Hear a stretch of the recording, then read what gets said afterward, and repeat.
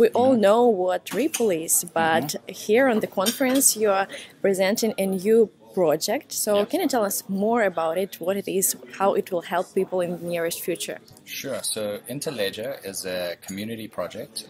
It was started at Ripple, which is why we're involved. The two inventors of the protocol are here today, and they're the guys who wrote the original white paper for Interledger. What Interledger is it's a protocol for connecting different ledgers. So obviously we're interested in connecting blockchain-based ledgers, but it can connect any payment network, really. So it works in a very similar way to IP on the internet. Interledger is an interoperability layer on top of all these different ledgers.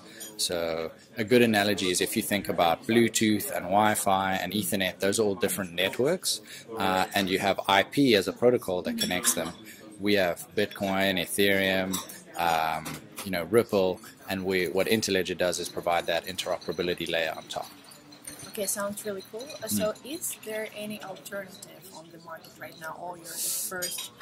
Right. So it's a community open source project. It's not really it's not a revenue generating project at all. Ripple's involved because we use the protocol within our commercial products, but also obviously, as I said, because we initiated the whole effort. So it operates within the World Wide Web Consortium, the W3C, as a community group. There's about 220 members, and there's not really any incentive for someone to compete with what we're doing. If they are looking to produce some sort of interoperability, it would make much more sense for them to join the group and try to influence the direction we're taking in our design. Protocols don't really have competitors per se. There may be alternative ideas of how to achieve the same thing, and if there's other people working on that, I think our opinion is we'd rather work with them than work against them. Sounds really cool. So now our audience can see the people who are actually in the process of hackathon right now. So what are they doing there? So we did a pretty cool demo yesterday of payments through a bunch of different crypto ledgers. And what they're doing today is trying to build some integrations for new ledgers. So we've got people from Zcash, we've got people from Hyperledger project, we've got a bunch of ledgers that we haven't got integrations for that they're here working on, and hoping by the end of today we can do a payment using Interledger protocol through at least 10 different ledgers. Wow, that sounds fantastic. It's going to be cool. So many great minds in one small room. That sounds fantastic. So can you tell me about your view on cryptocurrencies right now? Are we in a big bubble, or how do you see it? Not really my area of expertise, but I think it depends which currency you talk about. So like anything, I think the price of some things are hyped up, and the price of some is probably lower than it should be. So if you look at the fundamentals of what is behind the price of a lot of cryptocurrencies, a lot of them probably are hugely overpriced. If you look at the real utility of them and the businesses or the ideas behind why they exist, and you can try to get an idea of their utility in the future, I think there's some that still have a lot of growth potential. Are there like big opportunities for cryptocurrencies like Bitcoin, for example, in payments, because they are more like an investment? Well, I would say yes. So we're hoping that a project like this would mean that any asset, any digital asset, is usable for payments.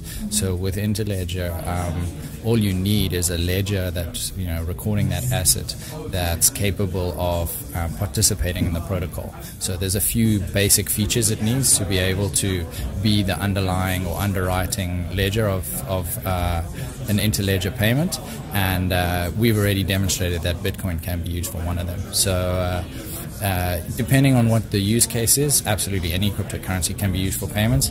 Some are more appropriate for payments than others. So if you look at Ripple and you look at our distributed ledger, it's built for payments. The XRP, that's specifically the use case that we're designed for. So if you're comparing purely based on the technology and what's the best distributed ledger technology for payments, maybe I'm biased, but I'll say XRP.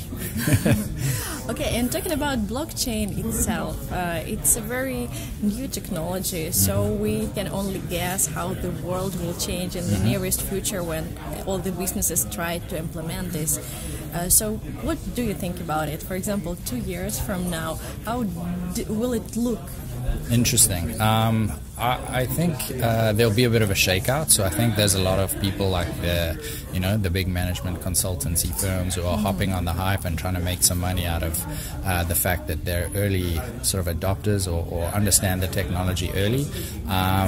The serious businesses who have actually have got a use case, they're using blockchain for good reasons and not just because they've got something and they want to force a blockchain onto it. I think those businesses will still be around and they'll have proven their value.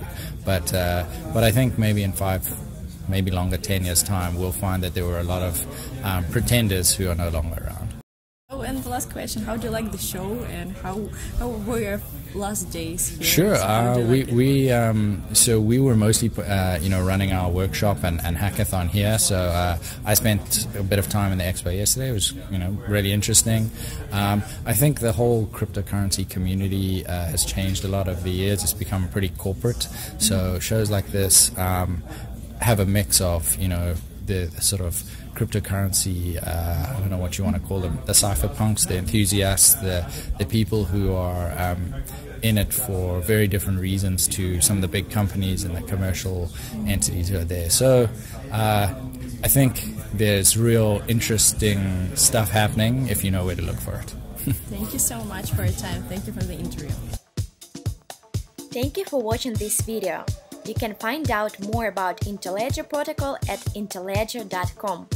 Please like this video and subscribe to the channel if you want to be up to date with cryptocurrencies and blockchain use at Tarpon Digest.